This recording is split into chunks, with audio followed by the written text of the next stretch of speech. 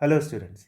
तो इस वीडियो में हम लोग माइक्रोस्कोपिक बेसिस ऑफ फ्रिक्शन समझने वाले हैं। माइक्रोस्कोपिक बेसिस ऑफ फ्रिक्शन का क्या मतलब है? इसका मतलब यह है कि फ्रिक्शन काम कैसे करता है। जो दो बॉडीज के बीच में रिलेटिव स्लिपिंग होती है तो हमको पता है फ्रिक्शन आता है। तो वो फ्रिक्शन किस तरीके से काम करता है, इस चीज को ही हम लोग बोल रहे हैं माइक्रोस्कोपिक बेसिस ऑफ फ्रिक्शन। ठीक है। तो देखो, पहले मैं आपको इसका एक सिंपल जवाब दे देता हूँ, फिर उसके बाद में मैं आपको जो मैंने रिसोर्सेज आपके सामने इस वीडियो में इंक्लूड किए हैं उनको मैं आपको समझा दूंगा। इस वीडियो को बनाने के लिए जो रिसोर्सेज मैंने यूज़ किए हैं वो रेस्निक हेलिडे क्रेन और यूनिवर्सिटी फिजिक्स, इन दोनों बुक से यूज़ किए हैं। ठीक है। तो काफ़ी ऑथेंटिक रिसोर्सेज हैं ये, और आपको एक ऑथेंटिक अंडरस्टैंडिंग इस वीडियो में मिलेगी। तो सबसे पहले मैं आपको सिंपल लैंग्वेज में कंसेप्ट समझा देता हूँ कि फ्रिक्शन काम कैसे करता है। तो देखिए, इन जनरल जो आप देखते हैं कि मान लीजिए एक ब्लॉक एक स्मूथ सरफेस पे रखा हुआ है, तो वो सरफेस स्मूथ नहीं रहते हैं इन जनरल। ठीक है। हम लोग कई बार प्रॉब्लम्स को सॉल्व करते हुए स्मूथ मान लेते हैं, लेकिन वो एक आइडियल कंडीशन है। पर कितना भी कोई सरफेस स्मूथ हो, वो इन जनरल स्मूथ नहीं रहता है। अगर आप उसको माइक्रोस्कोपिकली देखते हैं, जैसे मान लीजिए अगर ये ब्लॉक है और ये ब्लॉक एक सरफेस पे इस तरह से रखा हुआ है, तो अगर आप इनको माइक्रोस्कोपिकली देखेंगे, बहुत एनलार्ज करके अगर आप ब्लॉक और सरफेस के बीच के स्पेस को देखना चाहेंगे, तो वो स्पेस आपको कुछ इस तरीके की नजर आएगी।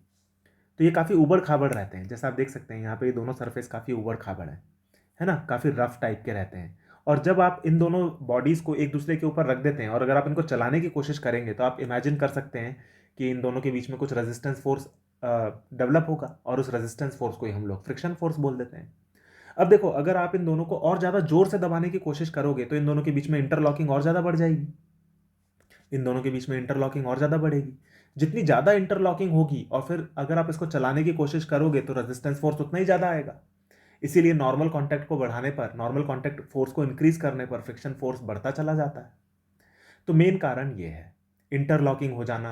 माइक्रोस्कोपिकली अगर आप देखोगे तो दो सरफेसेस के बीच में स्मूथनेस ना होना, वहाँ पे स्मूथ नहीं होते सरफेसेस, काफ़ी इंटरलॉकिंग होती है। और जितना ज़्यादा आप दोनों सरफेसेस को दबाते हैं या नॉर्मल कांटेक्ट को उनके बीच में इंक्रीज करते हैं, तो वो इंटरलॉकिंग उतनी ज़्यादा बढ़ जाती है। कई बार सरफेसेस के बीच में बॉन्डिंग भी होती है, जैसा कि अभी हम इस पैराग्राफ को जब पढ़ेंगे तो आपको और समझ में आएगा, बॉन्डिंग होती है।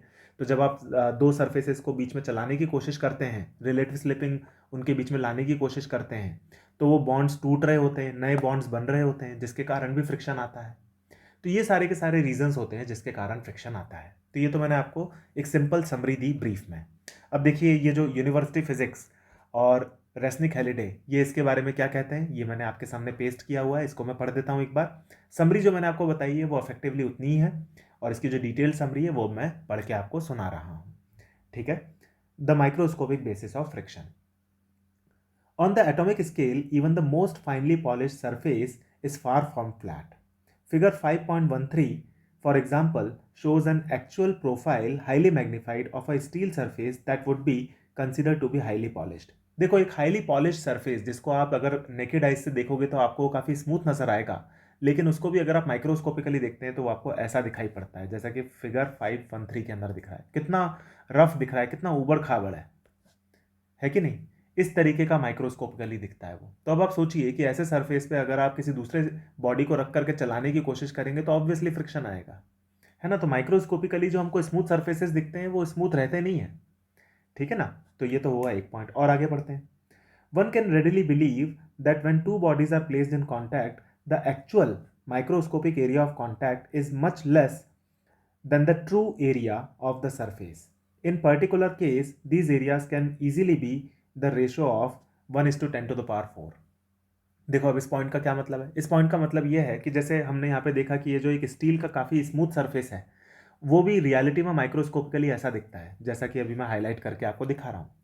ठीक है। अब अगर मान लीजिए इसके ऊपर आप एक और कोई बॉडी रख दें, तो जो पॉइंट ऑफ कांटेक्ट होंगे उस बॉडी के और इस स्टील सरफेस के बीच में, वो कौन से पॉइंट्स आएंगे? वो केवल ये कुछ ऊपर के पॉइंट्स आएंगे। देखो, मैं कलर चेंज करता हूँ।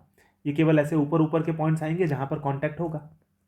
बाकी लेकिन बहुत सारा तो कांटेक्ट होगा ही नहीं। जहां पर आप देख सकते हैं कि अगर ये जो नीचे वाले पॉइंट्स हैं, इन पॉइंट्स पर तो कोई कांटेक्ट नहीं आएगा। ये जो नीचे वाले पॉइंट्स है, केवल टॉप टॉप पर जो पॉइंट्स है वहां पर दो बॉडीज कांटेक्ट में आएंगी।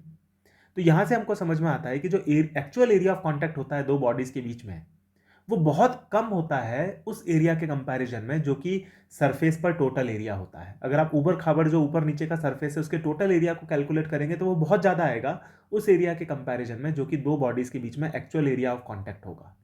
तो वो रेशो कितना आता है, वो 1:10⁴ आता है।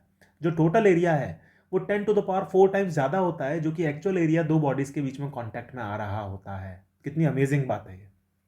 ठीक है, चलो आगे पढ़ते हैं। The actual microscopic area of contact is proportional to the normal force. अब आप दो बॉडीज के बीच में जितना ज़्यादा नॉर्मल कॉन्टैक्ट फोर्स लाते हैं तो एक्चुअल एरिया ऑफ कॉन्टैक्ट जो होता है वो उनके बीच में उतना ज़्यादा बढ़ जाता है। और जितना ज़्यादा आप एक्चुअल एरिया ऑफ कॉन्टैक्ट को बढ़ाएंगे, फ्रिक्शन फोर्स इसीलिए उतना ज़्यादा आएगा। क्योंकि आप देखिए कि इतना उबड़ खाबड़ अगर सरफेस है, और ऐसे उबड़ खाबड़ सरफेस के बीच में अगर आप जितना ज़्यादा प्रेस कर देंगे दो बॉडीज़ को, उनके बीच में उतनी ज़्यादा इंटरलॉकिंग हो जाएगी। जितनी ज़्यादा इंटरलॉकिंग होगी उतना ज़्यादा फ्रिक्शन बढ़ जाएगा, है कि नहीं? तो इस लाइन को दोबारा पढ़ते हैं। The actual microscopic area of contact is proportional to the normal force because the contact points deform practically under the great stresses that develop at these points. Many contact points actually become cold welded together. This phenomenon, surface adhesion, occurs because at the contact points the molecules of opposite sides of the surfaces are so close together that they exert strong intermolecular forces on each other. जब आप normal contact force को दो दो surfaces के बीच में बढ़ा देते हैं तो एक तो उनके बीच में इंटरलॉकिंग बढ़ती है। इंटरलॉकिंग को कोल्ड वेल्डिंग की तरह वो बोल रहा है कि ऐसा हो जाता है जैसे वो वेल्ड हो गए हो एक दूसरे के साथ में। और ये कोल्ड वेल्डिंग जो है, अगर दो सरफेसेस के बीच में रिलेटिव स्लिपिंग हो रही है तो एक कंटिन्यूसली कोल्ड वेल्डिंग हो भी रही होती है और कोल्ड वेल्डिंग टूट भी रही होती है, जिसके कारण फ्रिक्शन फोर्स डेवलप होता है। और जितना ज़्यादा आप उन दोनों को प्रेस कर देंगे दो बॉडीज़ को, तो उनके बीच में इंटरमॉलिक्यूलर अट्रैक्टिव फोर्सेस भी चालू हो जाते हैं, जिसके कारण फ्रिक्शन फोर्स और ज़्यादा बढ़ जाता है। तो ये सारे माइक्रोस्कोपिक रीजंस होते हैं जिसके कारण फ्रिक्शन फोर्स आता है। ठीक है, चलो और पढ़ते हैं। देखो, when a body, a metal से, is pulled across another, the friction resistance is associated with the rupturing of these thousands of tiny welds. जो कोल्ड वेल्डिंग बहुत सारे पॉइंट्स पर हो जाती है, वो कोल्ड वेल्डिंग कंटिन्यूसली हो भी रही होगी और टूट भी रही होगी, जिसके कारण फ्रिक्शन फोर्स अराइज होता है, which continuously reforms as new chance contacts are made। continuously जो है कोल्ड वेल्डिंग हो भी रही होती है, मतलब कॉन्टैक्ट्स और बॉन्ड्स बन भी रहे होते हैं और बॉन्ड्स टूट भी रहे होते हैं। अब कोल्ड वेल्डिंग अगर आपको समझ में नहीं आता तो आप बॉन्डिंग बोल लो। कंटिन्यूसली दो सर्फेसेस के बीच में बॉन्डिंग हो भी रही होती है, टूट भी रही होती है। प्लस जो उबड़ खाबड़ सर्फेसेस है वहां पे इंटरलॉकिंग हो भी रही होती है, इंटरलॉकिंग टूट भी रही होती है, जिसके कारण फ्रिक्शन फोर्स आता है। Radioactive tracer experiments have shown that in the rupturing process, small fragments of one metallic surface may be sheared off and adhere to the other surface. If the relative speed of the two surfaces is great enough, there may be local melting at certain local contact areas, even though the surface as a whole may feel moderately warm.